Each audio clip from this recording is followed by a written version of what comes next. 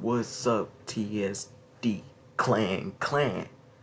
Okay, everybody, stand. Because I am back. And I think that's gonna be a new intro, unless I forget. Now, before this video starts, I just want to say if you do not like cussing, um, violence, sexual content, or anything like that, you should leave this fucking channel right about now. But if you do, and you're as fucked up as me, then let's get straight into this shit. Fuck is you talking about? My nigga, sorry about that noise from me dragging my computer over closer to me so you guys could hear better. But it is what it is. So without further ado, let's get into this video. I do not know why my accent changed. Okay. First off, if you don't know what this video is, it's what if Deku was a ranger. Izuku had just gotten kicked out the house. For the night. Why? Because he's been stressful for his mom. And she had already been getting bullied by most of the parents because her son was quirkless. So at this point, he is walking in the woods. You know, thinking about where he's gonna stay for the night. He has a couple of dollars, but he's gonna have to end up spending all of his money if he picks a hotel. Well, he is thinking of this while walking through the woods until he sees a ship coming directly for him. And it is weird because everywhere he went, the ship followed. Izuku looks behind him and his whole world all of a sudden froze. The reason for this was because when he had looked behind him, the ship had been directly behind him. And everything's inside of slow motion because right now he's inside of pure shock of what's about to happen. The ship then crashes into the ground, sending Izuku flying back, face first. Izuku opens up his eyes about 20 minutes later. He gets up and checks to see if he's injured. After seeing that he's somehow not even scratched, he gets up. He then sees a crashed ship. He walks towards the ship and checks the ship for any survivors. Now, at this point, he's thinking since how far the ship crashed and how hard the ship crashed into the ground, there will be no survivors. Until he looks closer into the ship and he sees a purple-skinned woman. Now, he picks her up and starts checking her for wounds. Technically, he had to check literally everywhere on her body. So, at this point, he has seen her naked, since he was just wondering if she was okay. Now, he then proceeds to wake her up. Or try to wake her up after seeing that she's not dead, and that she still has a heartbeat. Now, her eyes then open, and this gives him a smile. Because he doesn't know what planet she comes from. For all that he knows, her heart could keep on beating, but she could be completely dead. Okay. Now, as she wakes up, she looks at him with seductive eyes and then kisses him. And this causes Izuku to let go of her, not really dropping her, but putting her down on the ground and backing up extremely fast. He says, "I don't know who you think I am, but I'm not your boyfriend. I just want you to know that." The girl then gets up and smiles at him. She then kisses him again. And he kisses her back because She looks like Raven from Teen Titans. I mean, to be honest, she's like not the Teen Titans Go, but just Teen Titans, the original. You know, a couple of years ago. Back into like maybe 2014, 2016 to 2016 maybe. Anyway, now this then causes them to get inside of some relations, if you know what I mean. You know, he was down in the DM, he go down. So he then wakes up inside of his room, which he's confused by because he doesn't remember getting up and walking towards his room. He then looks behind him, but beside him, and he sees the alien girl. Now this causes him to freak out and jump out of the bed and basically start running around his entire room quietly so that she doesn't wake up, but just running around his room. First off, because he just lost his virginity and didn't he remembered, but it was kind of foggy. So, you know, it wasn't as good as the actual moment was. Like the memory wasn't as good as the moment was, or he couldn't remember the exact moment. But it was just a light sensation. Now, he then looks over at the woman, then seeing that she's looking directly towards him. Now, he's freaking out again because, first off, she's an alien, and second off, she looks like she's inside of her 20s, maybe 30s. So, he's freaking out at the part that he might have to go to court because she just caught a case. But then he remembers, she's an alien, I don't have to worry about that shit. He then picks her up and he asks, well, gets her out of the bed and he asks how old she is. Now, to his surprise, she's only 17. Which he's 15, but you know, even. Now, he then starts to relax and he sits down on his bed. Now, as he sits down on his bed, he puts his hand on his desk and then, on his desk, and then lays on it. Now, as his heartbeat then slows down, he tries to get back up, but his hand goes completely through the table.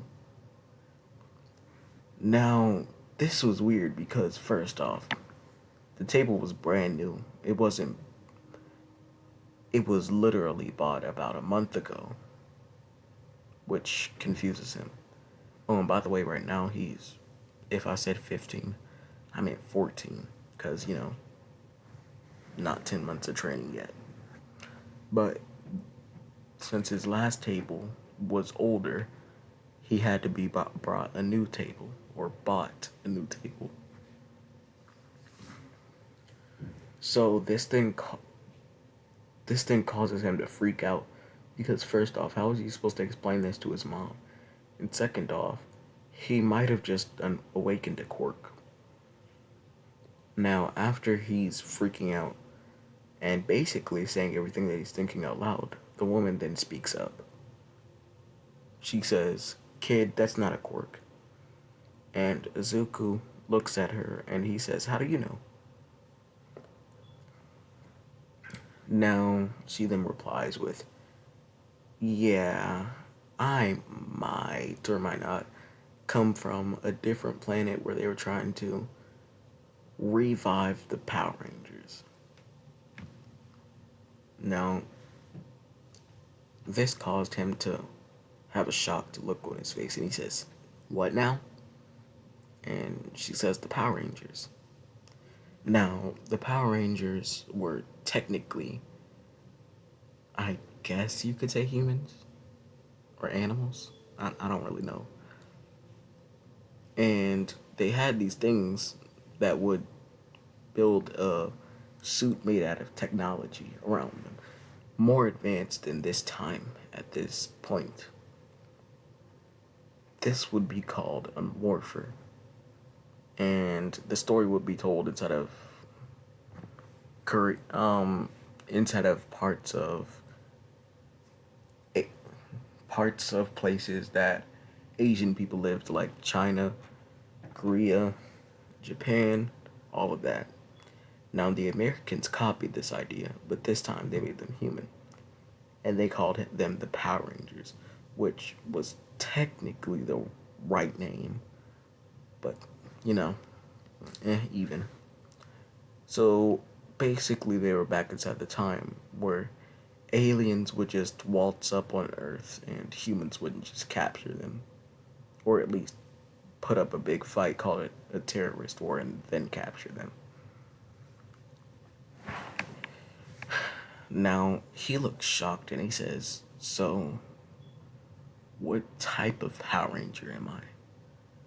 Now, she then looks at him shockingly and she says, "Oh, you're an Air Ranger." Since she then realized that there has been multiple versions of the Power Rangers, but like nowhere close to the 21st century like it's done in the Power Rangers. Now, he says, "What the fuck is an Air Ranger?" And she says, "Oh, all the Power Rangers for these morphers were based off of the sky, with the Red Ranger being the strongest. And they basically made sexual intercourse the way to obtain the power. Now, this on my planet was because they didn't want getting your powers to be boring, like, or painful for anyone. Like, you get a massive power like this, and you'd basically feel like normal, except you'd have heightened abilities." So he then tilts his head and he says, "So why didn't you just give it to someone on your planet?" Now she says, "The original morphers were given to the people on the planet. But my planet was unfortunately destroyed by Hexon." Now he asks her what is Hexon. No, she then explains how Hexon is a evil villain that is a woman, because I didn't do anything on National Women's Month, I think it was.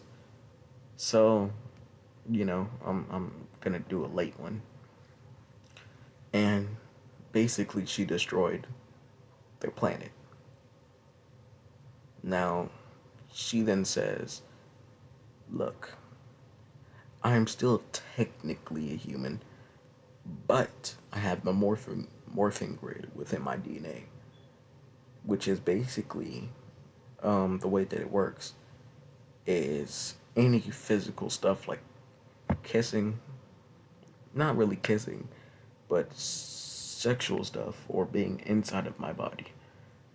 As long as there's a hole to go in from, or at least skin to make direct contact with, it will go inside of your pores or inside of the hole.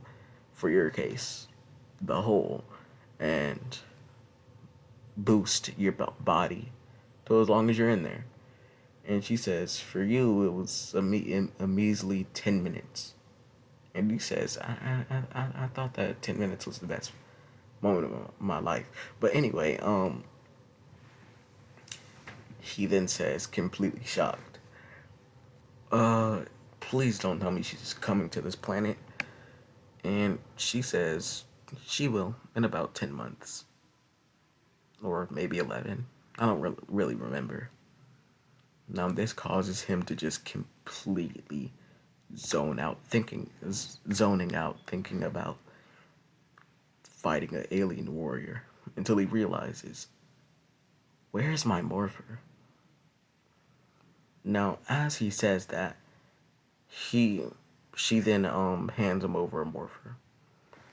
Now, she says, for a normal human, it would only bring on the boosts of the suit. So basically, a normal human would just become stronger while inside the suit. But the thing between you is you're able to handle things of impact like lasers and swords and exploding, to be honest.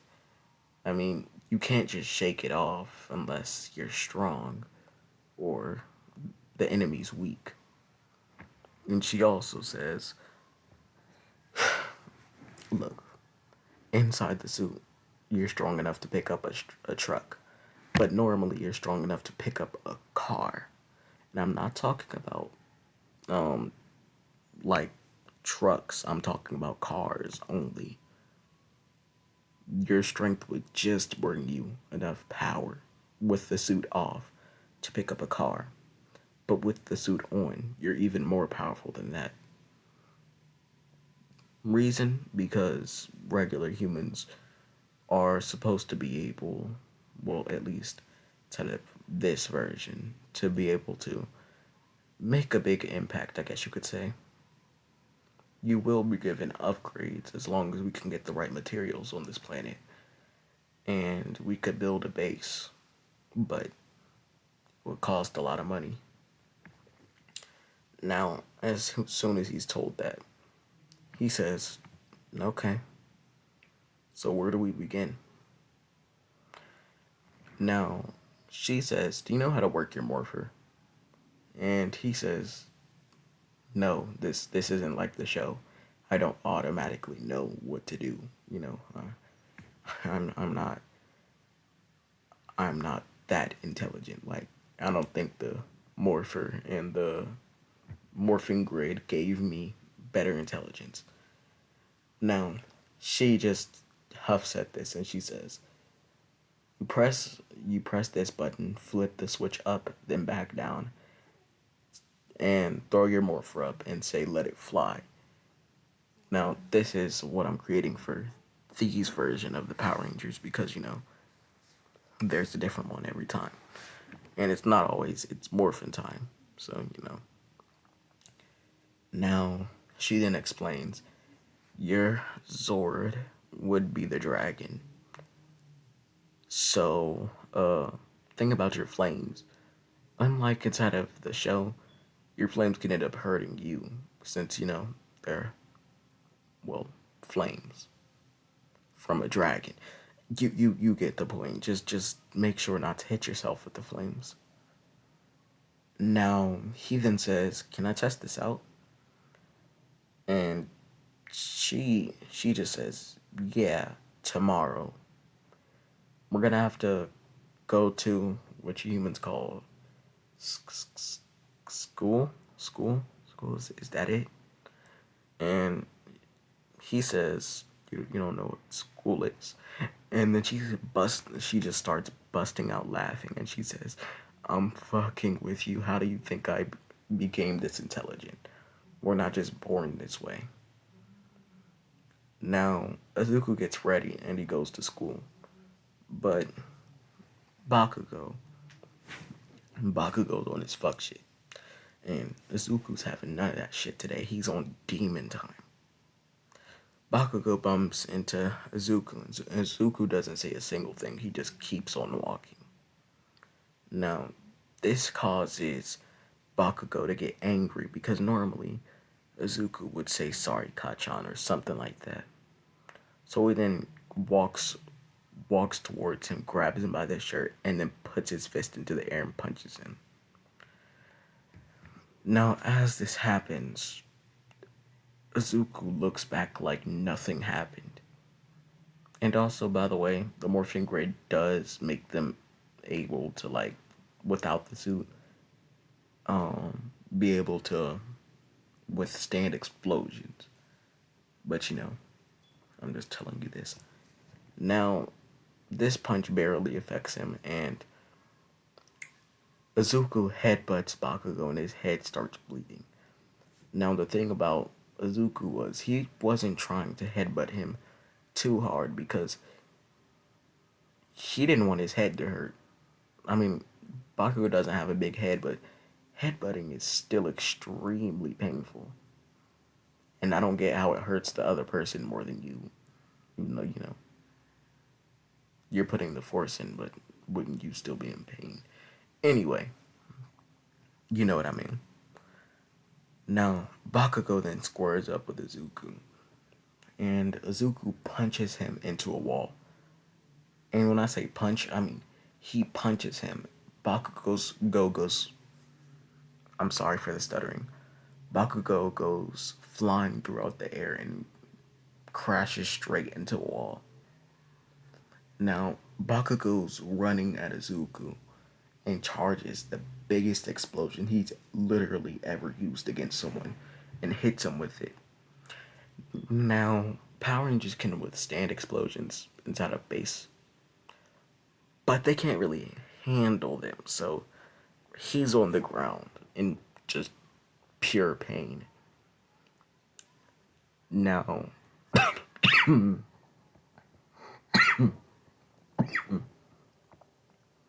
my bad, I don't have corona. I was choking off my spit. Anyway, he then gets back up out of pure anger and he pulls something out of his pocket. Now, Izuku thinks he's about to pull a Quiet Kid and then just light up the entire place, so he's getting ready with his explosions. But then he realizes he pulls out what looks to be a cell phone, or at least a flip phone. Now, excuse me, Izuku then presses 3 buttons on it and then flips the switch up and then down. And then he says, "Let it fly." And he throws the morpher up into the air. Now, as he says this, to them it just looks like a bright red light. But to him, everything inside of Power Rangers was technically true. Around you, you can see the suit being not built, but just created out of thin air. And also, you can see red or purple or whatever it is. To him, it's just space around him. And he then does his pose, and there's a dragon behind him. Now, Bakugo looks back at Izuku after only seeing a flash of red light, and Izuku then goes into a stance. Now, Bakugo charges at Izuku, and Izuku just bitch slaps Bakugo. I'm going to be completely honest. Bakugo's explosion hits Izuku, and it sends him flying back, but Izuku just does a flip into the flying back and then lands on his feet. Now he looks back up at him and he says, "Teleport sword." Now, as he says this, by the way, the sword isn't able to cause enough damage to rip through human skin. It's more of like I guess you could say, every single time it hits a robot or, you know, an alien, it kind of corrupts them a little bit. Or corrupts their code if it's a robot. And with enough strength, it can rip through flesh. But Izuku's just trying to make it hurt him enough. And he's using the non-sharp side, by the way. Now he hits Bakugo with this, and it instantly breaks ribs inside of Bakugo's body. Now, Izuku then causes the sword to disappear. And then he pulls out a giant gun. And then he says, "Fire, Dragon, Blast!" Now, as he says this, the giant gun then shoots out a blast, hitting Bakugo. Now, again, as I usually say, quirks give you more durability inside of my world. I'm not sure if that's real for the My Hero. But inside of my world, quirks are going to give you more durability than a normal human. So Bakugo survives this, but he's just more than knocked back through the wall. He goes straight through the wall into the second building and then just basically goes falling. Now, Izuku walks through the hole and everybody's looking at him. Now, the suit then disappears and his morpher's in his hand. Now, Izuku bends down to Bakugo and says, "I win." And then literally lays down a paper towel on him and then says, "Someone clean up the trash." Instead of a corny way, like nobody thought that was cool. Nobody. Not one person thought it was cool. But it was the fact that he disrespected Bakugo that made them all start cheering. Now, Bakugo's out cold. he's on some that brother go type energy because he's fucking not dead, but you know. Yeah. Now, this is where I'm gonna leave it off. TSD clan stand and sit back down because we are ending it and we're going back into our town.